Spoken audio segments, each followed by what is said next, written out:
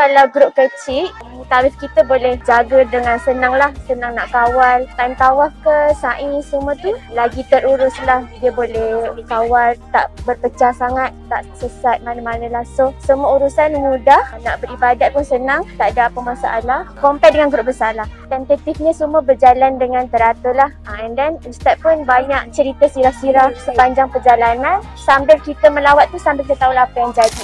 Alhamdulillah, semua maklumat yang diberikan terperinci lah dengan bimbingan Ustaz Samah. Saranan kita boleh memilih KUJDT untuk kali pertama umrah sebab dia begitu padat dia punya information dan teliti lah dengan servis sekali. Saya ada buat research sikit lah sebelum kami pergi umrah untuk beberapa package umrah yang terdapat dekat luar sana. Saya tengok feedback daripada masyarakat dekat media sosial, banyak positif servis daripada KUJDT lah. Beza grup kecil dengan grup besar ni, macam KUJDT, ibadah umrah kita ni lebih privacy lah, dan kita lebih senang untuk refer pada kita punya musyrif, dan kebajikan kita lebih mudah terjagalah. Semua program berjalan dengan lancar daripada pendaftaran dari sejak awal sehinggalah kami sampai di Jeddah, dan kemudian kami ke Taif, daripada Taif Mekah, dan berakhir di Madinah. Perjalanan semua lancar, tak ada masalah dari segi bas, makanan, pendaftaran hotel pun agak lancar. Semua bagi saya servis yang baik daripada pihak KUJDT lah.